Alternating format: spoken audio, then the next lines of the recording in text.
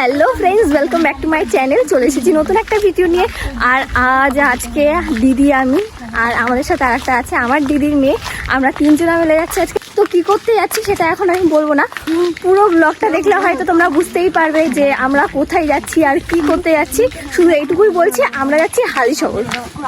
তো চলো দেখতে থাকো কন্টিনিউ ভিডিওটা। আর আমি গিয়েছিলাম এখন পিসির বাড়িতে, এখন প্রায় 8:30 মতো বাজে।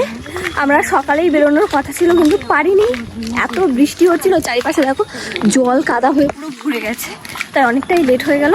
তো যার জন্য এখন যাচ্ছি। আমার এতটাই শরীর খারাপ যে আমি কথা বলতে বলতে রীতিমতো হাঁপিয়ে যাচ্ছি, মানে এতটাই কষ্ট হচ্ছে। আর ওই যে স্টেশন দেখতেই পাচ্ছ, অনেক কাছেই চলে এসেছি। পিসির বাড়ি থেকে স্টেশন বেশি দূর না, একদম কাছাকাছি, 5 মিনিটের রাস্তা, তাই হেঁটে হেঁটেই যা আসা করি আর কি। এখান থেকে এইটুকু।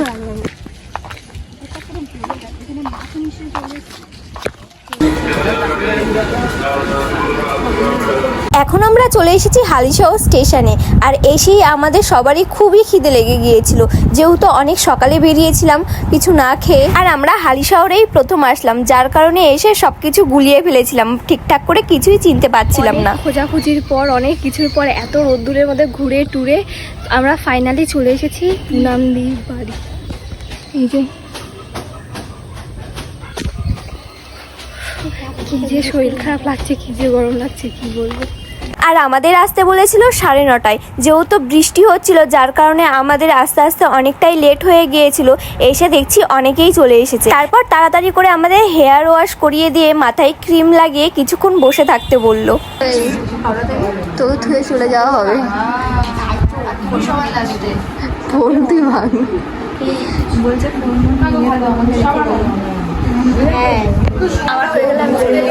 আর যখন এই হেয়ার ওয়াশ করানো হচ্ছিল, মাথাটা এত রিল্যাক্স লাগছিল কি বলবো, আমার তো খুবই ভালো লাগছিল।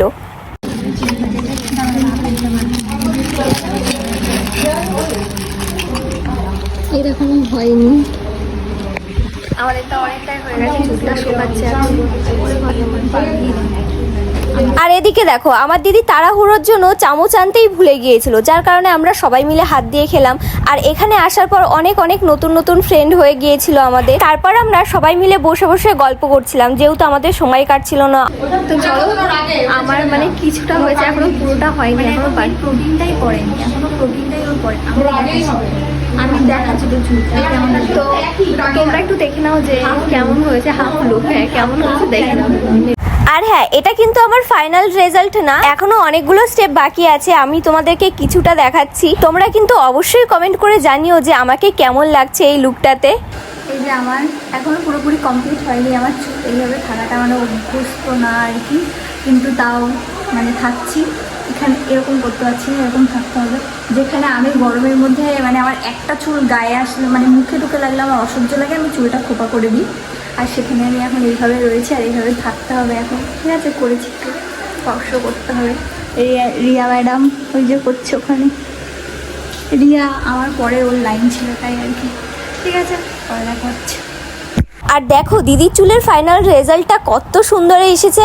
আর সত্যি কথা বলতে পুনামদির হাতের কাজ এতটা সুন্দর আর এতটা যত্ন সহকারে করছে যে কিছু বলার নেই। দিদিকে অনেক ধন্যবাদ যে এত সুন্দর একটা লুক আমাদেরকে এনে দেওয়ার জন্য। আমরা এসেছি সেই সকাল 10:30, আর এখন প্রায় সন্ধ্যা 7:30 মতো বাজে। আর এখন আমাদের পুরোটা কমপ্লিট হলো। আর তোমরা কিন্তু অবশ্যই কমেন্টে জানিও যে আমাদেরকে কেমন লাগছে। আর আমরা না অনেকটাই ক্লান্ত হয়ে গিয়েছিলাম, যার কারণে বাড়িতে এসে ফ্রেশ হয়ে শুয়ে পড়েছিলাম, আর ভিডিওটা এন্ড করতে পারিনি। আর ভিডিওটা দেখে যদি তোমাদের কিছু ভালো লেগে থাকে তাহলে লাইক, কমেন্ট, শেয়ার এবং সাবস্ক্রাইব করে দিও।